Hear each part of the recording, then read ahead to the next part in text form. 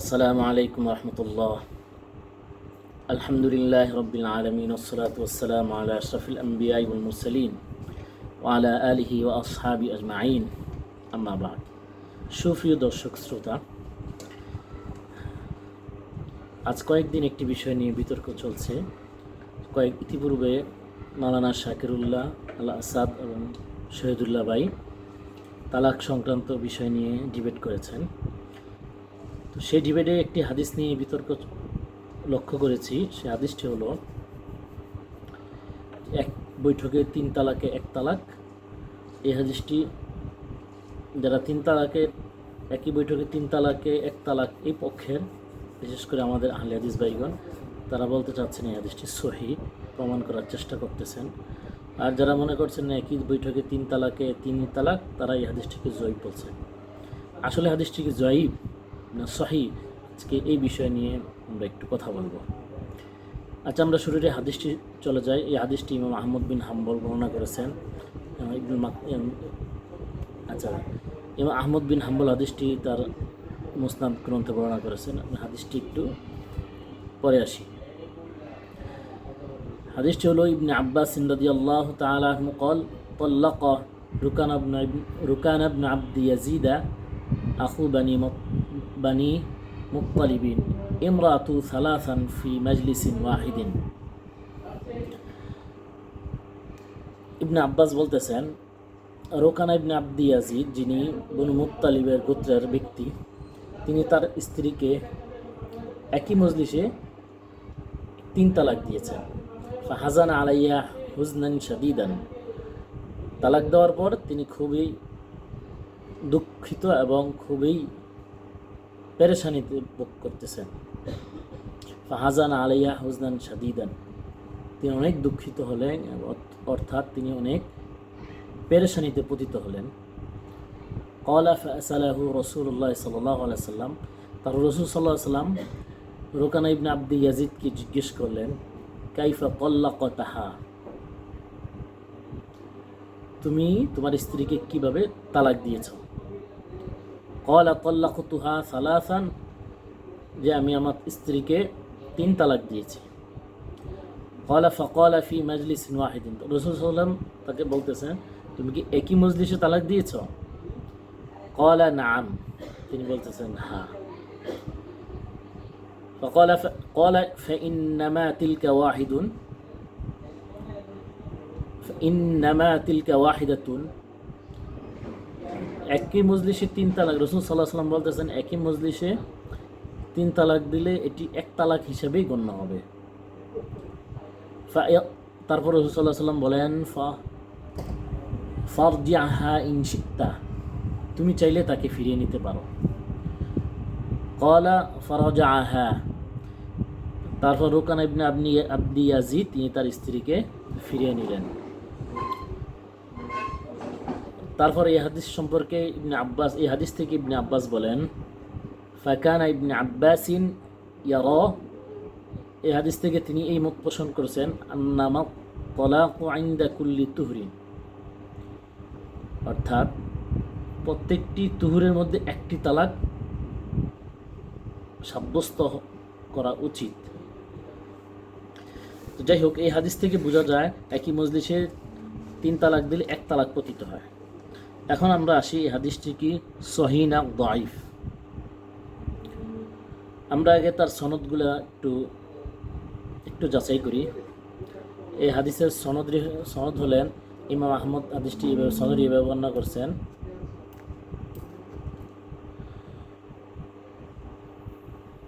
ইমাম আহমদ হাদিসটি বর্ণনা করছেন সাদ ইবনে ইব্রাহিম থেকে, তিনি সিকা।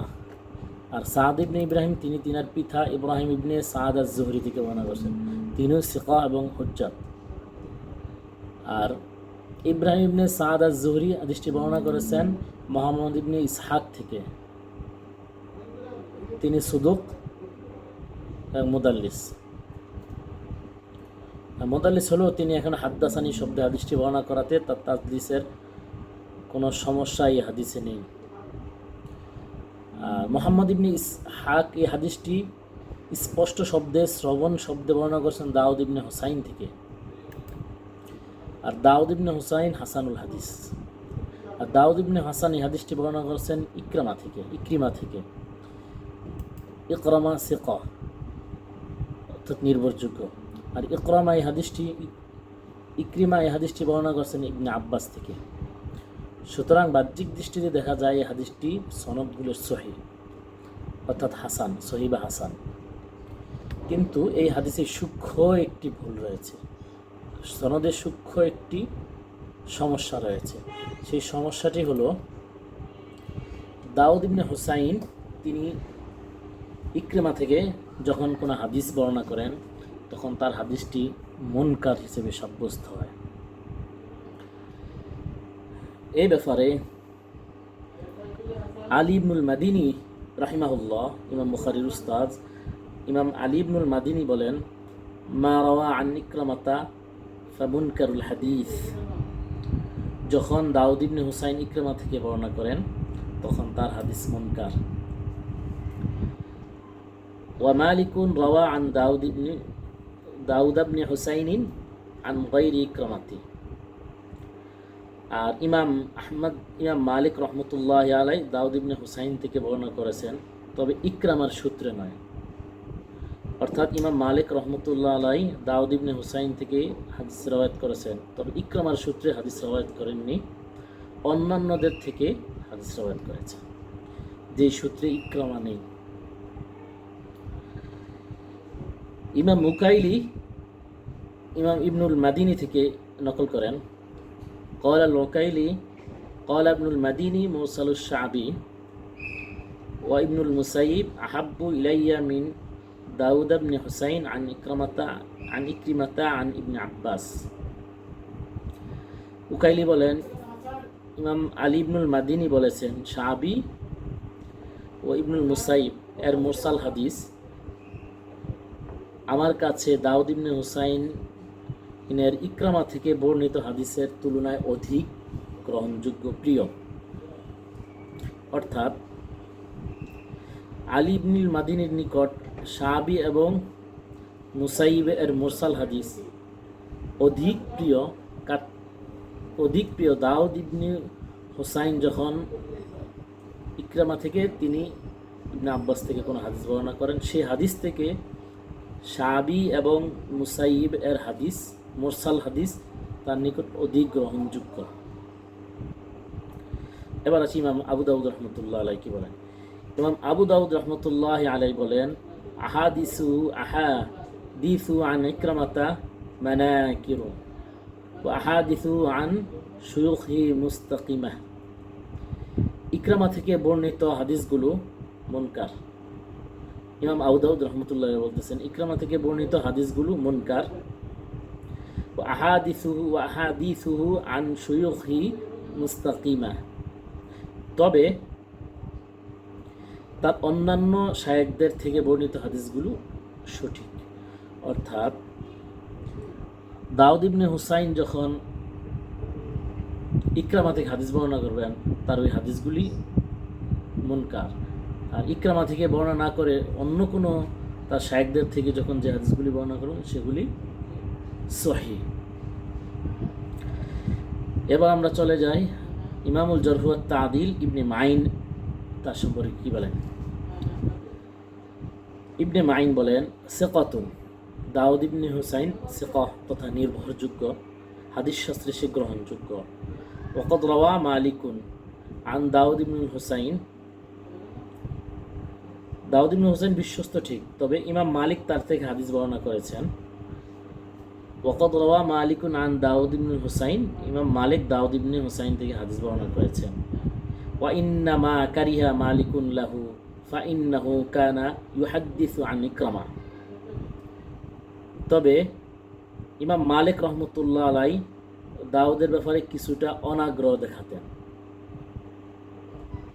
কেননা দাউদ ইকরামা থেকে হাদিস বর্ণনা করতেন। ওয়াকানা মালিকুন ইয়াকরাহু ইকরামা, আর ইমাম মালিক রহমতুল্লাহ আলাই ইকরামাকে অনাগ্রহ দেখাতেন, ইকরামার হাদিসকে অনাগ্রহ দেখাতেন। অর্থাৎ দাউদ ইবনে হুসাইন যখন ইকরামা থেকে কোনো হাদিস বর্ণনা করেন, সেই ক্ষেত্রে তিনি এই হাদিসের প্রতি কোনো আগ্রহ দেখাতেন না, অর্থাৎ তার নিকটে হাদিস গ্রহণযোগ্য না, অপছন্দনীয়। মোট কথা হলো, এই হাদিসটি বাহ্যিক দৃষ্টিতে সনদের বিচারে দেখতে সহি মনে হলেও কিন্তু এই হাদিসের সূক্ষ্ম ত্রুটি যেটি হলো, দাউদ ইবনে হুসাইন তিনি সিকা নির্ভরযোগ্য হলেও তিনি যখন ইকরামা থেকে হাদিস বর্ণনা করেন তখন তার হাদিসগুলি মুনকার, দুর্বল হাদিসের একটি হাদিস হলো মুনকার, এবং চরম পর্যায়ের হাদিস দুর্বল হাদিসগুলোর মধ্যে একটি হলো মুনকারুল হাদিস। তো এই হাদিসটি দাউদ ইবনে হুসাইন ইকরিমা থেকে বর্ণনা করেছেন, তাই এই হাদিসগুলি বাহ্যিক দৃষ্টিতে সনদের বিচারে দেখতে সহি হলেও, হাসান হলেও কিন্তু সূক্ষ্ম ত্রুটি হলো এই দাউদ ইবনে হুসাইন ইকরিমা থেকে বর্ণনার কারণে হাদিসটি মুনকার হিসেবে সাব্যস্ত হবে। সুতরাং এই হাদিস দ্বারা একই মজলিসে 3 তালাককে 1 তালাক পতিত হওয়া বা সাব্যস্ত হওয়া গ্রহণযোগ্য নয়। এই হাদিস দ্বারা এই হাদিসটি মুনকার হিসাবে সাব্যস্ত, তাই এই হাদিস দ্বারা 3 তালাকে 1 তালাক এর ফতুয়া কোনোভাবেই গ্রহণযোগ্য না। সুতরাং আমরা জানতে পারলাম এই হাদিসটি মুনকার। এই হাদিস দ্বারা 3 তালাকে 1 তালাকের দলিল কোনোভাবেই গ্রহণযোগ্য নয় এবং সাব্যস্ত নয়। কেউ যদি এটা জানার পরও এই হাদিস দ্বারা দলিল পেশ করে, সে অবশ্যই তার খায়েশাতের অনুসরণ করল।